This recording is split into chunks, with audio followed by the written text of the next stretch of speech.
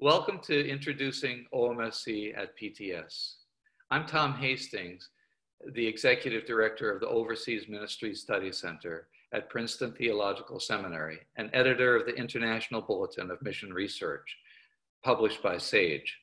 Following our move to Princeton in July 2020, Introducing OMSC at PTS features conversations with some of the people who have shaped the OMSC story and those charting the path forward. Together, we reflect on OMSC's contributions over the years and our hopes for its ongoing role in being a gathering place for national church leaders, cross-cultural missionaries, theological educators, artists, and lay people, and in leading critical conversations in the fields of mission studies, broadly conceived, world Christianity, and intercultural theology. Today, we are thrilled to welcome Stephen Bevans, SVD, the Louise J. Luzbatek, SVD Professor of Mission and Culture Emeritus at the Catholic Theological Union in Chicago, and his colleague, friend, and co-author, Roger Schroeder, SVD, Louise J. Luzbatek, SVD Professor of Mission and Culture and Professor of Intercultural Studies and Ministry at the Catholic Theological Union. Founded in 1875 by St. Arnold Jansen, the Society of the Divine Word, SVD, is the largest Roman Catholic order that focuses on missionary work. Roger told me recently that currently there are 6,000 members worldwide. Roger is an associate editor and Steve a contributing editor of the International Bulletin of Mission Research, OMSC's academic journal.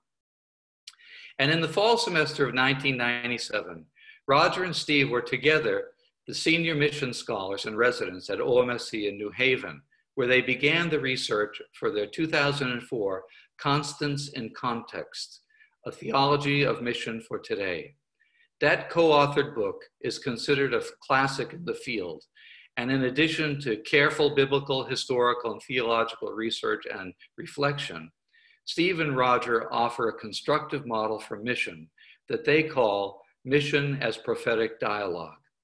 That perspective anticipates in several ways the thinking of Pope Francis on the mission of the church today. Thank you again, Roger and Steve, for taking time to share with us your experience of OMSC, the place, the people, and its circles of influence. I will now turn the conversation over to the two of you.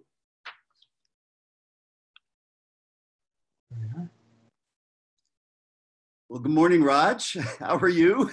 I'm fine. Good morning, Steve. So here we are.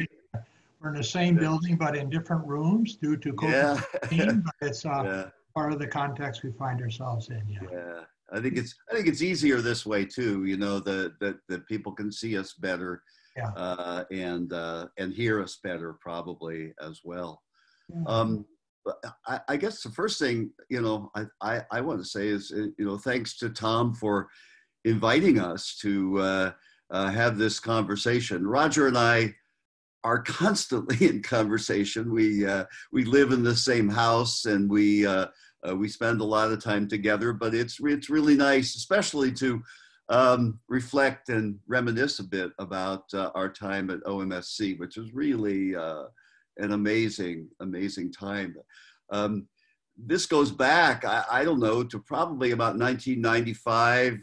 1996, when Jerry Anderson, who I always call still I think the Dean of American Missiologists, when he invited me to be a senior mission scholar in residence at OMSC. And I got permission to take a leave of absence from my work at CTU. And when I found out that we had a 2-bedroom apartment at OMSC, and Roger and I were just beginning to work on the book that became Constants in Context, I said to Raj, well, why don't you see if you can come and we can stay together and we can work together. And it really was an incredible time, a remarkable time of research. I don't know, Raj, if you remember some of those times. Yeah. I think for me, I remember those days very well for many different reasons. But as you said, and as you mentioned too, Tom, this was a time when Steve and I were really able to really devote ourselves to working together on constants and context. I'd already started writing the first couple of chapters. Before that, I began some of my initial research. But really, when we were together in that environment at OMSC, it was a perfect environment for us. I mean, there we were together. And I remember those days very well because we were staying in the same apartment. And in that context that we were in, with the residents that were around us, we had the day library at the Yale Divinity School nearby, just one of the best libraries in terms of the history of mission. And just being in that environment, I can remember, Steve, you and I sitting over lunch or in the evening, whether it's formal or informal, and really beginning to hash out where are we going with this constants and context. Because when we started, we had a sort of just an initial idea of a sort of an introductory text, but then it developed into something much deeper than that as we got more into the theology, the world Christianity movement and things like that. So it was just a wonderful environment, whether we were spending time together in the apartment, whether we were at the university, or whether we were in prayer with the OMSC community, the residents there. It just was a wonderful environment. And it was a very creative time in many ways. That's really true. Roger, you mentioned the OMSC community, and that was really quite something. It's been 23 years, and we've certainly lost contact with the residents there, and we don't remember too much about them except that they were marvelous. And the prayer time that we had together every morning. I gave a week's presentation on contextual theology at that time. I wrote an article on the Holy Spirit when I was there that is kind of a groundbreaking work that has influenced me a lot, and I see it cited quite a bit as well.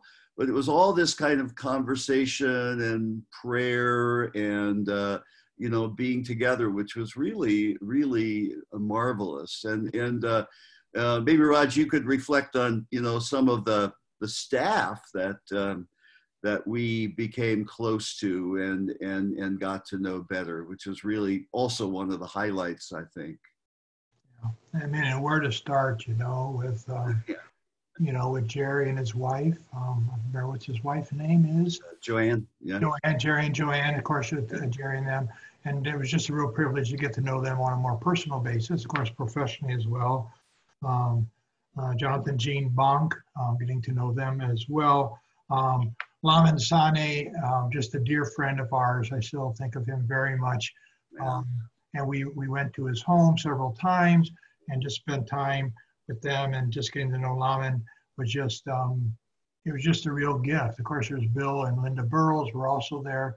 So, I mean, we just had these wonderful people that we had a chance to get to know, not just professionally, but also personally, just wonderful people. Yeah.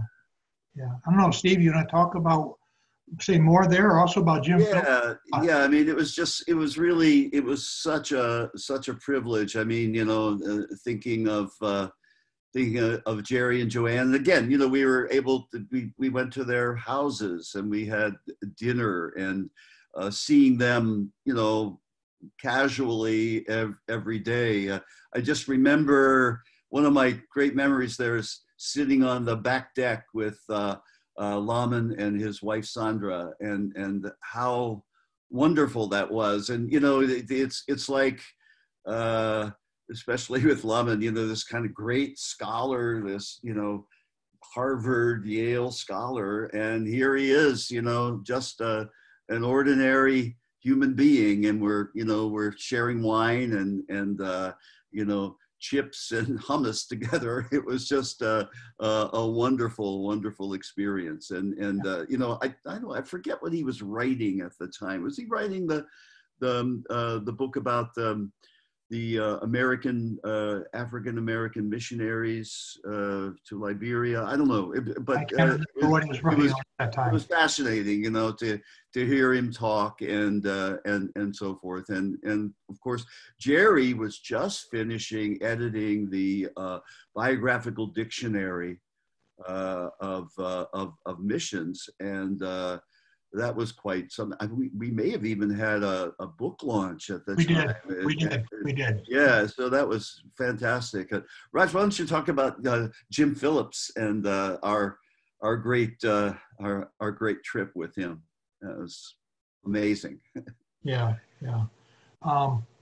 So with Jim Phillips, we had this wonderful day. I mean, besides getting to know him during the summer again, as just as a great human person, a scholar and that, but he also offered to take us on a tour, a Jonathan Edwards tour. And so we had a day in which he took us around, and it was just wonderful. I mean, it's just, as you know, well, for both of us, I mean, Jonathan Edwards, of course, such a key person in many different ways. For us as Catholics, our appreciation of who he was and what he means for us in terms of mission, certainly within the U.S. context, but broader than that. And I still remember going around with Jim, and we went to the various places. I still remember being outside the church where the famous homily was delivered on, what's the homily? Sinners in the hands of an angry God. So there we were. I still remember being outside that church. Yeah. And going to the cemeteries and different places like that. It was just a wonderful day. It was just a wonderful day among scholars and friends of walking the footsteps of Jonathan Edwards. I mean, it was just a real privilege. I mean, even though it was 23 years ago, I still have visual images of that day with Jim, and just a fine human being, just a really good fellow. Yeah. And it was kind of in the middle of October, and so the colors, in Massachusetts and New Hampshire, and so it was just kind of amazing. And of course, Jonathan Edwards was the first president of Princeton, so there's a bit of a connection there, and so that was really amazing. That was one of the highlights, I think. And Roger and I, we also took a day and we went to New Hampshire, and we drove around, Roger, and we almost got drunk at the Beauty. I remember we saying, I'm so tired of saying, we turn a bend and there would be, these colors that would just, knock your socks off. It was really, really amazing. It was really, really great. Yeah, good. Yeah, boy. Okay. That was wonderful. Maybe we could shift the conversation a bit now to talk about the journal then. Yeah, I think that's great. Do you want to start with that, Steve? Yeah, sure. That's good. Yeah. Yeah, I mean, I've as Tom mentioned, I don't know, I guess Jerry invited me, I don't know how long ago, even before maybe, I was a senior mission scholar at OMSC, but I was, one of the, couple of Catholics that were on the as contributing editors of IBMR, and that's of course a really great privilege. I consider IBMR I probably shouldn't say this, but probably the best missiological journal. I've been an editor of mission studies, and I've also been an associate editor of missiology. But I think, IBMR is really the gold standard of missiological journals. And it's, shorter articles, but they are always amazing. And so I was always, pleased to be a contributing editor. And then my first article, as I mentioned, was written at OMSC during our time there as mission scholars. And, I've contributed a few articles as well. Roger and I have both contributed, and we've written together. And maybe you could talk about some of those, Raj, that we wrote together. Yeah, well, we did the review on the Ralph Martin book. That was a challenge. That was a very good challenge for us to come together to work on that together with the Ralph Martin book. Also, in terms of we did honoring a classic by moving beyond, in which we talked about constants and context in light of David Bosch. So how do we see and honor certainly the classic of Bosch in that way, and then going back to constants and context, which of course was very much rooted in the work we started in '97 at OMSC. So in a way, that sort of made it circle back again, you know, coming from 1997 until whenever that article was published in that way. I mean, that was a real gift there. I don't know if you want to talk more about anything. Well, I mean, the other thing was that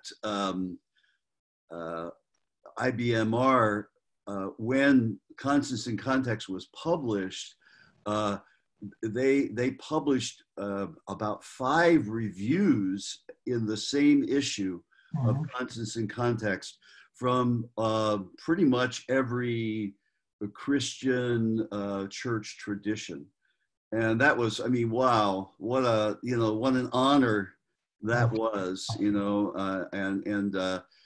to again, kind of completing the circle, as you said, Raj, that we started out more or less writing the book at OMSC, and then to have these wonderful reviews come out. Not always, total praise. There was some good, constructive criticism. I mean, that's the thing. You can't say everything, and we write from a particular and very venerable tradition, so we can't cover everything in our book. But it was really a wonderful thing. And the other thing I think, Raj, and maybe you could say something about this, because you more had a hand in this, was the relatively recent issue, I think, on Pope Francis and mission. I don't know if you, I know you had a hand in that. Right. Yeah. Good. Yeah. Thanks, Steve. Yeah.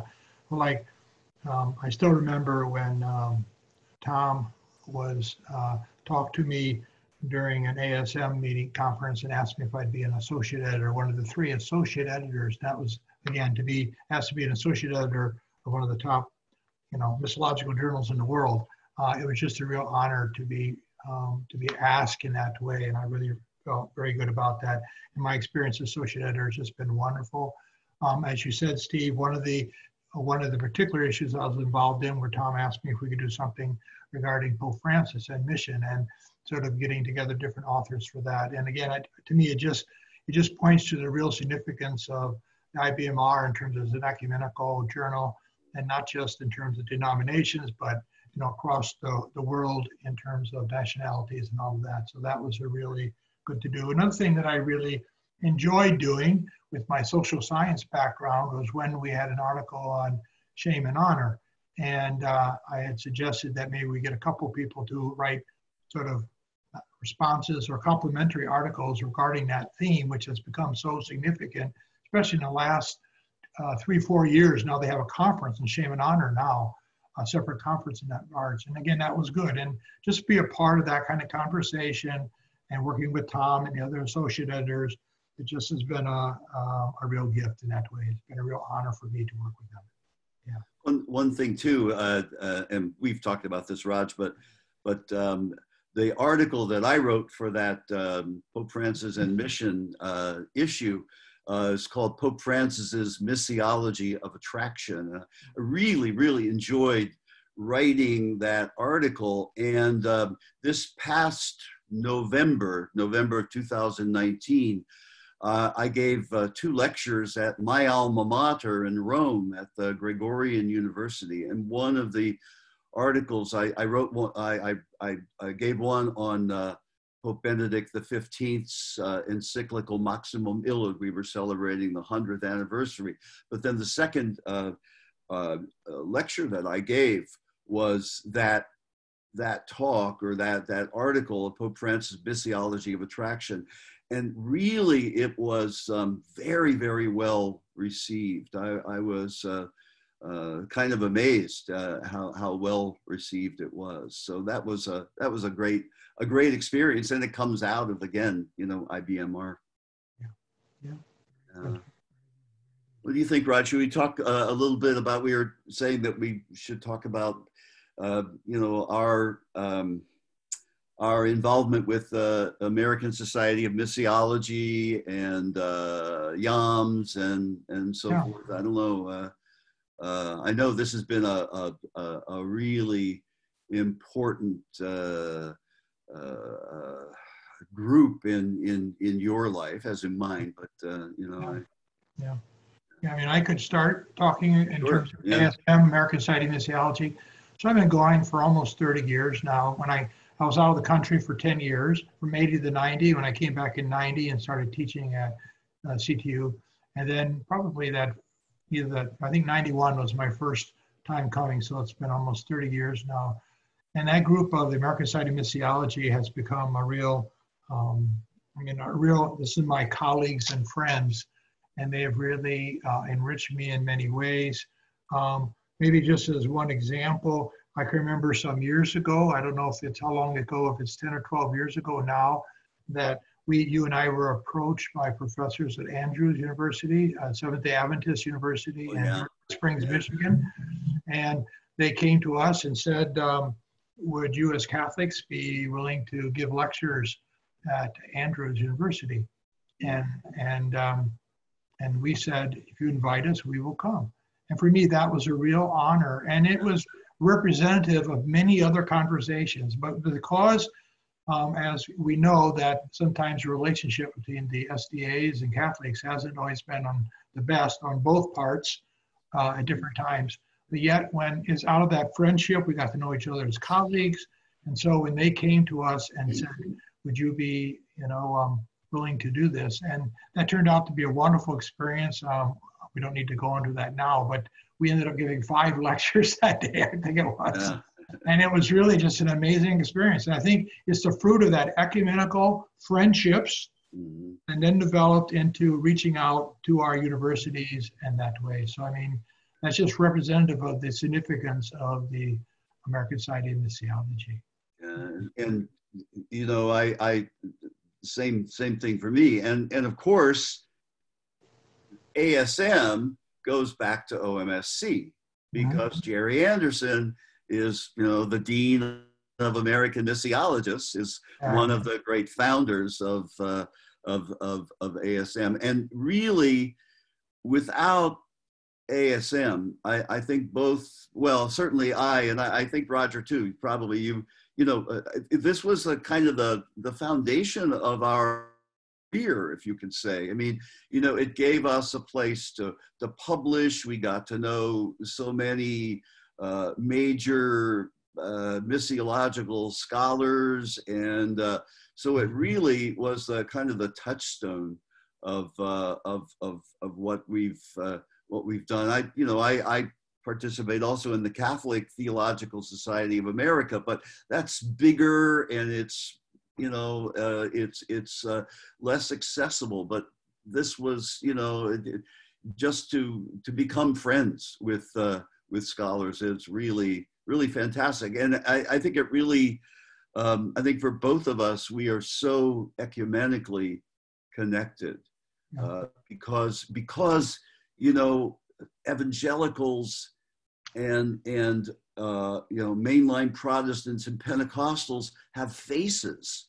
They aren't just ideas, but they're Gary McGee and Darrell Whiteman and George Hunsberger and Bonnie Sue Lewis and all these are dear friends, and in some ways easier to talk to them than some of our Catholic sisters and brothers. That's true. Yeah. Good. And it's probably not a coincidence that we have our annual meeting of the associate editors of IBMR. We do that during ASM meeting. We take time during that time to meet, to get together as well. So, I mean, again, the circles that keep coming back in that way, with OMSC, ASM, IBMR, the connections are there. It's just very important. Yeah.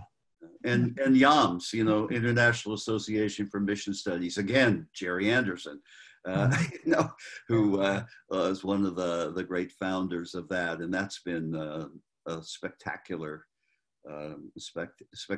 time to meet every 4 years. We really are sorry that because of COVID-19, we haven't been able to meet this year, and they've put it off, I think, to 2022. But it's still a wonderful thing.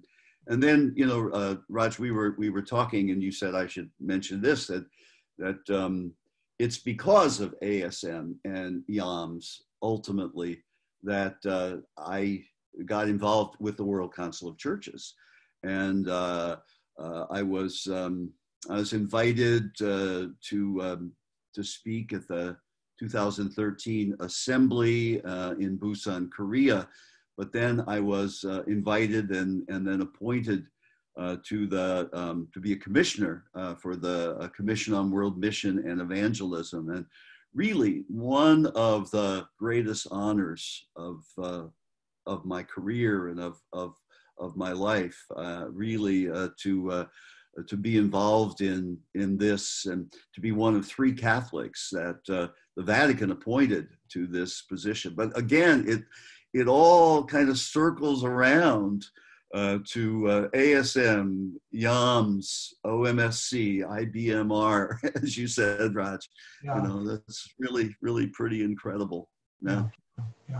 It's just wonderful for me, Steve, just to stand by and see, how you yourself, just been getting more and more involved in all these different areas and the contributions that you're making in that way. And I think, again, we've been at this for some time, in terms of our ecumenical involvement in that. And in some ways, it's the air we breathe. So, I mean, in a way, it's even hard to talk about in a sense, because it's just like, of course, I just assume this is the case. And again, the time in OMSC was really significant that way. Being in that environment, I felt very comfortable. That's and right. it was nourishing for me academically, spiritually, personally, in so many different ways. So it's just great to see in that way. Yeah. Good. I hope we get out to Princeton to see the OMSC at PTS. Yeah. That would be really really wonderful to do. Once things kind of it's not back to normal, but that we can travel again, and we can begin experiencing the resurrection, I think, that we're looking forward to after this really difficult time. But really look forward to visiting out there. And one time I was at Princeton University, and it's just, of course, breathtakingly beautiful. It's just a wonderful place and a wonderful spot. So looking forward to that. And hopefully that'll happen. Yeah. And I know for myself with OMSC moving to Princeton, I'm very supportive. I think it's a wonderful, there's all kinds of circumstances at work at this time, and we're living at, as you said, we're living at sort of a transition time in our world today as well. I think it's going to be wonderful at Princeton. It's going to take a little while getting settled in, but it sounds like things are moving along very quickly. I think with the great University of Princeton, which has a great history in terms of mission, it's wonderful. Certainly the continuation of the IBMR, and I've gotten a chance to have a glimpse of some of the themes of upcoming issues over the next 18 months. And I think it's just wonderful, great work that Tom is doing in this regard. So I'm very, very hopeful and thankful for the change. And I think it's going to be a wonderful opportunity.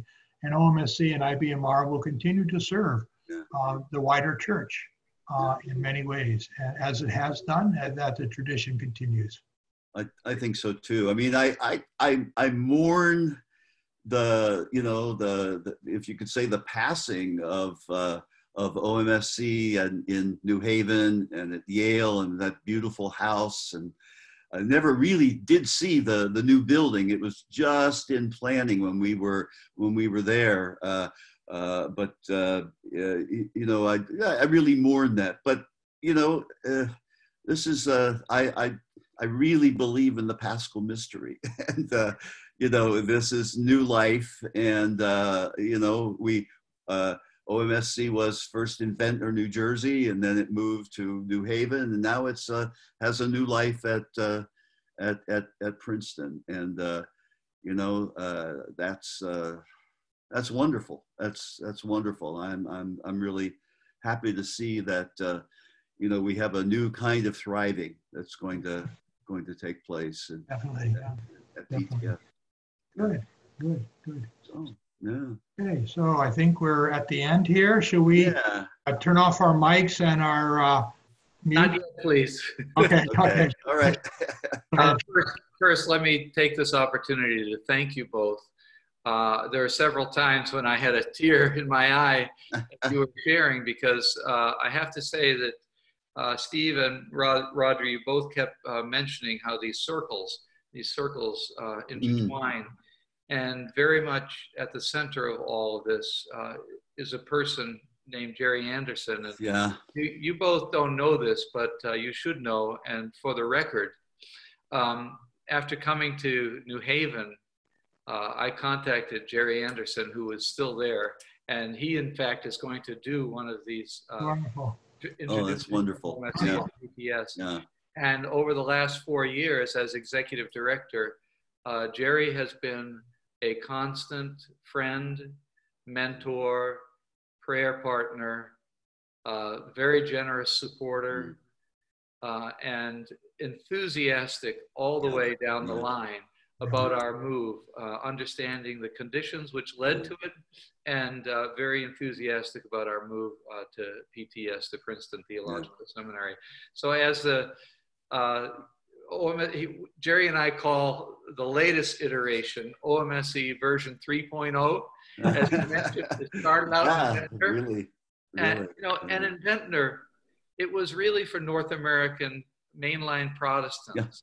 Yeah. Until the 1960s, when more and more evangelicals started coming, and then it became predominantly, or you know, not only, but mainly evangelical, with still the mainline Protestant attendance.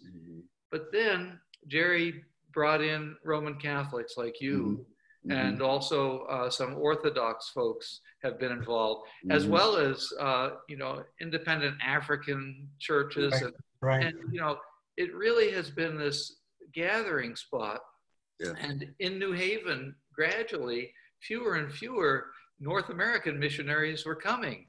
And in my 4 years, there has not been a single North American missionary or church leader who has been in residence. It's all been Africans who are serving in the UK, South Koreans who are serving all around the world, Myanmar national church leaders, folks from Latin America who are seminary professors, etc. So it's been Africa, Asia, Latin America, Oceania, and the Middle East. And, you know, as you two reflect on the future of how the church participates in God's mission in the world, what would be your advice for me as I try to follow in the footsteps of Jerry and John and Nelson and Daryl and Laman and the many, many people, Edith Blumhofer, the many people who have been, Joel Carpenter, who have been engaged in this work? What's your advice for me? I would really appreciate hearing a charge from you two. What would you advise? Well, you're really on the cutting edge of mission today. You know, I think we're experiencing a world church, a global church, and you know, a church that's you know, used to evangelize the rest of the world. Now the rest of the world is also evangelizing the West, or re-evangelizing the West, and I think that's something that you're right there about, and I think that's worth, you know, that's worth giving your life to, and I think you know, the connection between mission practitioners and mission scholarship is really what OMSC has done so, will continue to do. Okay. I mean, Raj, maybe you could say something from your perspective of interculturality and you know what that might mean as well. Yeah, yeah. I mean, I just want to affirm what you were saying, Steve, about the link between practitioners and academics, and that's what I try to do in the classroom. I try to do it in my writing as well, and different things like that. I think that's very key. In terms of reaching out to our global church, I think what OMSC is doing and IBMR is really doing that. You're really serving that, and you just have to go with the flow. And a lot of the work I've been doing the last, as you know, Tom, over the last 7-8 years has been in interculturality. And the whole idea of interculturality is building those mutually enriching and challenging relationships between people around the world. And I think that's what we need to continue to do. And doing that is not easy, as you know from your time in Japan. I mean, mutually enriching. And if you take that seriously, that takes time. And I think that means relationships in particular. But I think, how can we do that seriously? And we've got a lot of challenges in front of us yet. We know with all the stuff going on with racism, reminding not just us, but the rest of the world about the barriers we have. And this is where I think where OMSC can be very prophetic in what you are doing. And you've been doing it already, and maybe, and again, we take it for granted. But I think to be a part of this building mutually enriching and challenging relationships between people who may be fellow Christians, people of other religions, people of no religion, how can we continue to do that? And I think, you know, there are some areas out there that are going to be challenging as we go. But I think it's just been great. And I think, for example, Tom, some of the future issues that you're looking at in terms of IBMR and getting TTA involved in bringing in more African scholarship and voices. I mean, that's what we're doing. We need to, you know, again, there's that respect, mutuality that we develop, and we provide a platform of, you know, how do we continue to move in this direction? That's something that strikes me too when you said that, Raj, about you know, African scholarship. And you know, one of the things that I find, because I like to write from a global perspective and, you know, have access to different different scholars from you know, different cultures and so forth, and there's not a lot available. And, you know, sometimes it's available in Africa, but it's not available here. And to get that into the mainstream of, you know, missiological scholarship in English is will be a real service, you know, for the whole church. So this is really a great opportunity for that. Yeah. Well, you'll be happy to know that Andrew Walls has agreed to do the inaugural lecture. Oh, yeah. Just as Bishop Leslie Newbegin did the inaugural lecture in New Haven, Andrew will do it in Princeton, God willing, and it will unfortunately be online. But his subject is overseas ministries and theological education. Oh boy. A history of subversion. Excellent. Yeah, excellent. That's his great line, the fortunate subversion of the church. You know, it's wonderful. It's wonderful. Yeah. Well, Tom, that you bring up Andrew Walls, I mean, I'm sorry, I did not mention him earlier, but yeah. I think, I can't remember now, but it could be that the first time I actually met Andrew in person was when we were at OMSC. He was there when he was giving lectures there. I think that's the first time I physically met him. I could have met him someplace else, I don't remember, but it was certainly at OMSC that I was able to have more conversations with him because we worked together over more days. And again, I mean, Andrew is just a wonderful, wonderful person. He's a wonderful scholar. I mean, I can't say, I mean, we all know all of this, but I think OMSC, I certainly remember having conversations with him, you know, extended conversations with him. And again, that was another wonderful connection through OMSC. His perspective of well, you know, what we call the new church history, you know. That's another article that we published together, Raj, at IBMR.